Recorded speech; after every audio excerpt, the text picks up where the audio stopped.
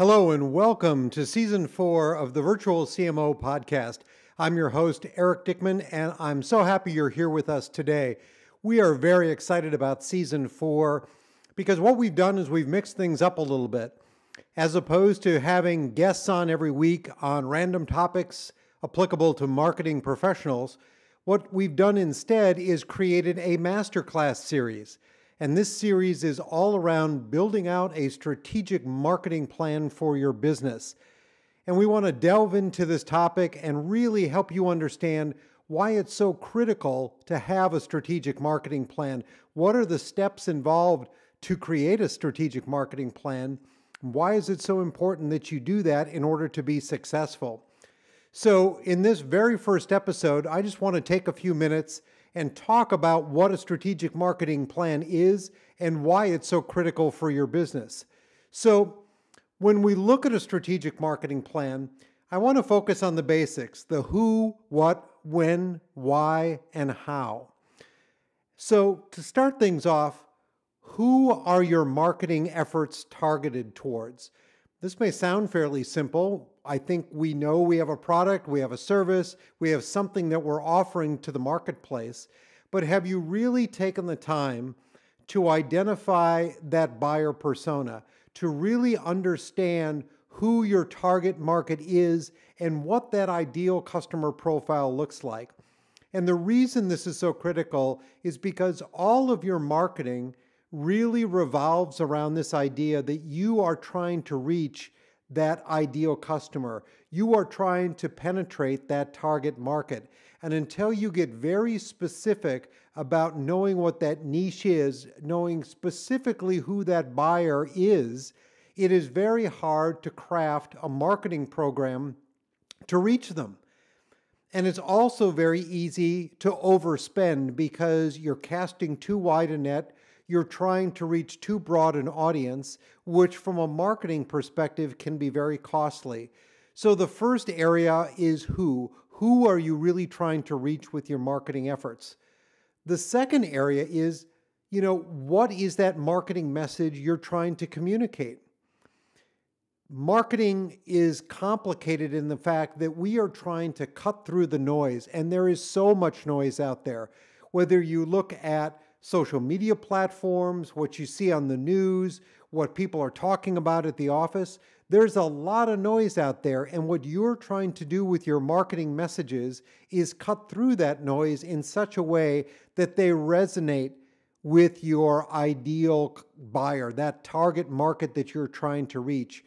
And so we really want to focus in on those marketing messages to make sure they're effective and clearly communicate the value proposition of your product or services. The next is when. When is your strategic marketing plan going to run? When do you expect to see results? And how then, in between when your plan is going to start running and when you expect to achieve results, are the various elements of your plan going to be ready? So for example, if you need to create content, you maybe need to write a white paper, you need to create a video, you need to make some graphics, whatever the assets may be, when along that continuum do you need to create those so that they have time then to work and be effective as part of your marketing plan to draw in those potential buyers to your marketing programs. So it's very important to understand these timelines. Where are you going to implement these these marketing tactics to reach your target market? There are so many different channels that you can use. Is it going to be online through social media? Is it going to be through paid ads? Is it going to be on your website? Is it going to be through email communications, whether they're direct or newsletters? If so, how are you going to build that list of people to ultimately send that marketing communication to? It's very important that you understand all of these things because that's how you need to then craft your marketing plan to be able to support that. So what channels are going to be part of this mix, and do you have the content that is necessary to make those channels most effective for your marketing plan? And then why would a customer respond to your marketing message? What is it that you're doing? What is it that you're communicating that will resonate with them? So are you solving a specific pain? Are you adding specific value to their lives? Are you making their job easier to do? What is it that is going to resonate with this ideal customer? You need to understand the why. Why is this solving a customer's problem? Why is it of value to them? And all of this needs to be part of your overall plan. And then finally, it's how. How are you going to implement this plan? How are you going to fund it? How are you going to create the assets that are needed to be able to support the various initiatives within your plan? So this is when you start to get very tactical. This is when you start to build out the timelines, you start to allocate the budget, you start to really get into the nitty-gritty of what it's going to take for your marketing plan to be successful. And one of the things that I really want to talk about too, as we sort of lay the foundation for this strategic marketing plan, is why a strategic marketing plan is different than a budget. As I've engaged with many clients as part of my practice at the Five Echelon Group, one of the things that I see over and over again is that many clients have a marketing budget. Maybe this is a template that they use every year, they adjust the numbers up or down, but by and large, this marketing budget forms the foundation of their plan. And I'm not suggesting that you shouldn't work with what are fairly well-known budget constraints. We all know about how much money any given company is willing to allocate towards marketing activities. But if you start with the number and then work backwards, what happens is that oftentimes you end up doing the things that you have done in the past. You rinse and repeat, you recycle marketing activities from one year to the next, one quarter to the next. And this misses huge opportunities for you to try new things. After all, marketing is about experimentation. Marketing is about trying to see where you can be most effective. And sometimes you need to mix it up a little bit. And often when you're working backwards from a marketing dollar, this prevents you from really adding that experimentation to your budgeting plan. The other thing is that you can really limit yourself because what you're focused too much is on the specific tactics rather than focusing on the areas where you're going to be most effective. And to be most effective, you need to have an objective going in and then be able to measure the results as you're going through your program.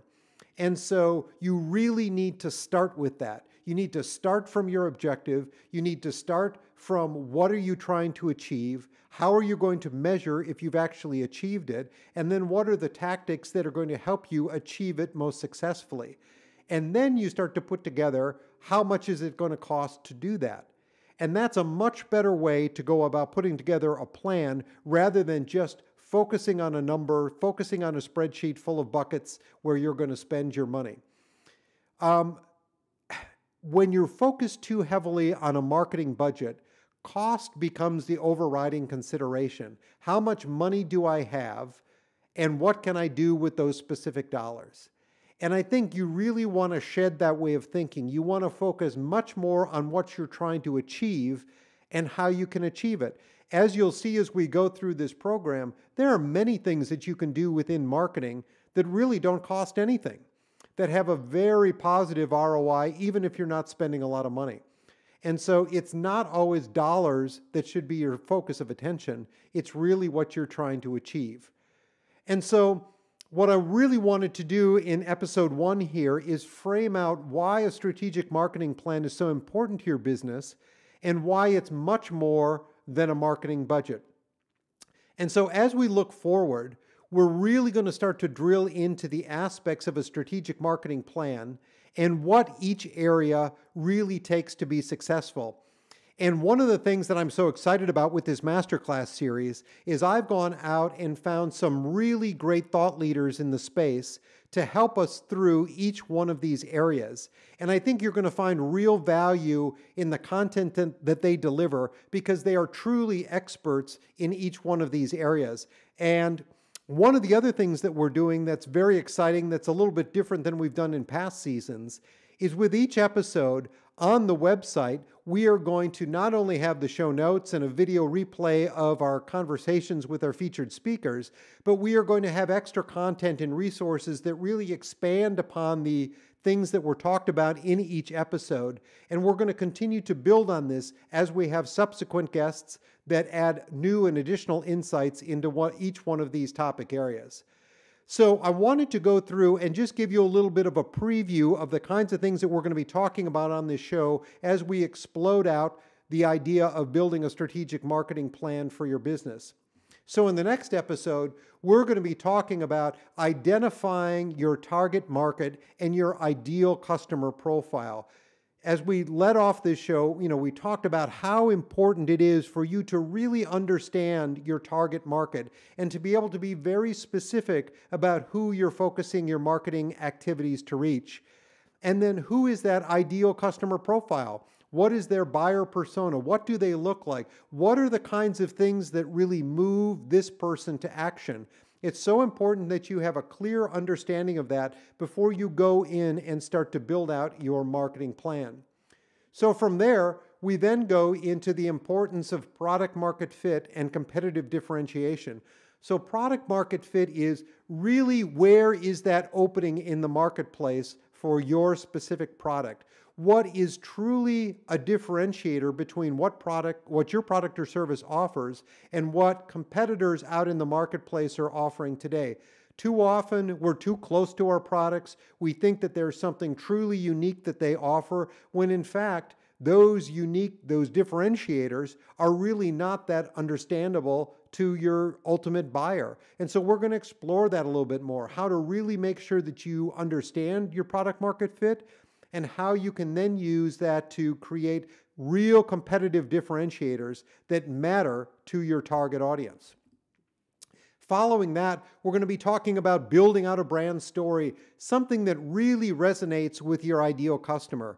Building a brand story is much more than just what does your product do, what does your service offer. It really talks about the value that your company provides in delivering this product or service. It's starting to build that trust. It's starting to build that excitement that your customer can have about you as a company and then about the products and services that you offer. So this is a really important thing to get right, and it affects all of your market messaging that follows. So as we build out that brand story, then what we want to do is we want to explode that and build out some really competitive messaging that focuses on 3 to 5 words that is going to be compelling to your audience. Because you have to stand out quickly. You have to cut through the noise. Your messaging needs to cut right to the chase of what is going to solve a particular pain, what is going to add value to that customer. So we want to create some messaging that are built off that brand story that are going to resonate ultimately with your ideal customer. From there, we talk about expanding your team with digital freelancers and content creators. Look, we would all love to have bigger staffs. We would love to have more people to be able to support our marketing activities, but that's not always possible. So one of the great things is today we live in a world where there are so many places where you can get excellent freelance talent to be able to help you build out the content that you need to support your marketing activities. So we're going to go into some detail about that, how you can augment what you have in-house with these digital freelancers and content creators to really create some stunning and compelling content for your marketing organization. And then we want to talk about marketing automation to increase your campaign effectiveness.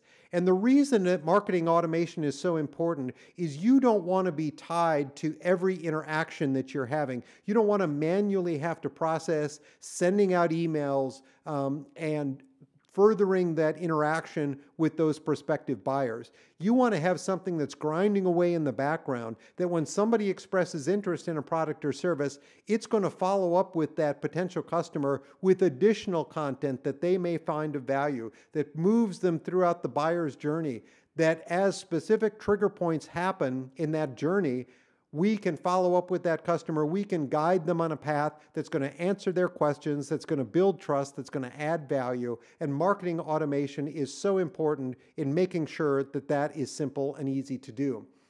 We're then going to talk about customer relationship management and analytics. So really having a centralized hub for all of your customer data, understanding customer interactions. What are they doing with your organization? How are you interacting with them? How are you communicating to them? When marketing is working on getting this potential customer to be interested in a product or service, and then they send it over to sales, does sales really know what kinds of offers the customer responded to? Do they really know what communications have been sent, what follow-up collateral may have been sent out to that prospect as part of the marketing engagement? It's really keeping marketing, sales, and service all working together on the same page so that you have that 360-degree view of customer interactions, and then you have the analytics on top of that data to really understand what's working, whether that's on the marketing side, whether that's on the sales side, whether that's on the service side. You've got a tremendous amount of data within your organization that you can use to improve your marketing, to improve your sales efforts, and ultimately to improve your service and the feelings that your customers have about doing business with your organization. So from there, we talk about social media. Social media is a great set of platforms that are out there for really amplifying your voice in the marketplace. But social media is a very crowded space with a lot of people vying for attention. So how can you most effectively use these social media channels to amplify your message, to amplify your reach, and get your potential customers seeing those marketing messages that you want them to see? So we're going to spend a whole episode talking just about social media. Then we're going to switch into more of advertising, around content creation, around SEO, to really get your content found. So it's so important to be able to leverage things like advertising to very specifically target key demographics, key areas of interest, to be able to put your message in front of those ideal customers, and then build on that with the right kind of content, and making sure that from an SEO standpoint, you get that organic traffic coming to your website by customers who are potentially interested in the valuable content that you're creating. So this is a huge topic. We're going to be talking a lot about these individual elements in future episodes as well, but we've got an episode dedicated just to these topical areas. From there, we want to talk about leveraging free media, earned media. So this is impactful PR and a communication strategy. Look at companies like Apple when they release a new iPhone. Look at how many media outlets cover that product launch. I don't expect that any of us are going to be Apple tomorrow, but there are ways to really use a PR strategy to get your message out to the marketplace in a way that can earn you some free media attention and drive traffic to your website. It's very important to have a PR and communication strategy as part of your overall strategic marketing plan. You know, email isn't dead, and we want to talk about this idea of building lists, getting names of people who are potentially interested in your products and services, and then sending them valuable information through email communications and newsletters. So this is so important. List building is so critical, and it's the kind of thing that if you are doing your marketing right, you're collecting new names of potential buyers along the way, and then following up with those potential buyers with meaningful content that adds value and builds trust in your organization. And so we're going to get into the nitty-gritty of what it takes to build strong lists, and then what kind of things you can do in your email communications to really resonate with that target audience and get them to open those communications that you're sending. From there, we want to talk about how to maximize your marketing budget. You know, let's face it, marketing is a cost center. We spend money, but not everything costs money. And what we want to do is help you maximize the effectiveness of your marketing outreach so that you are being most efficient with those marketing dollars. Yes, there may be areas that we advocate you spend money in that you're not spending money in today, but there may also be areas where we say you should back away from some of the spend. And there are certainly things that you can do with almost no spend at all. So we're going to walk through how to build out a marketing budget and prioritize where your money should go. Then we're going to talk about using video to communicate your market messages to your audience. You know, video is so important, and that's why I wanted to dedicate an entire episode to just discussing video communication strategy. If you think about it, video plays an important role on your website in communicating what your product or service does and how it solves specific pain points for your ultimate customer. Video plays a role online in your digital marketing strategy, through social media, through posts that you put out there. It can play a role in your email strategy in terms of personalized communications, in terms of sending video to your email lists. There are many ways that video needs to be incorporated in your overall marketing strategy, just like we're doing here on this podcast if you're watching us on YouTube. So we're going to dig into the importance of video marketing and what it really needs to be in order to be an effective part of your overall strategic marketing plan.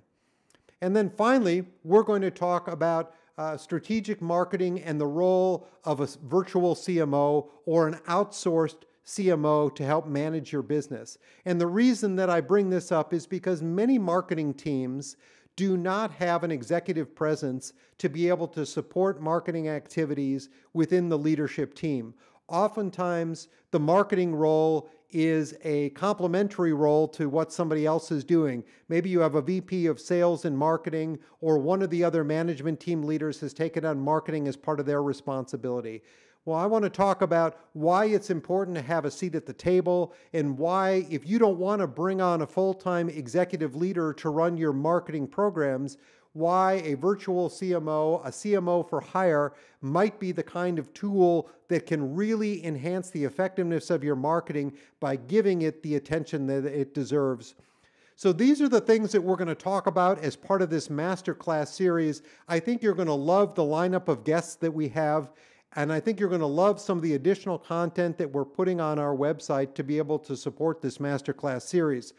So if you want to learn more, if you go to the Five Echelon Group and go fiveechelon.com/masterclass, you will see all of the details about our Masterclass series, and there'll be links on that page to drill into these free resources to help you understand more about the topic area as we release one of these episodes each week.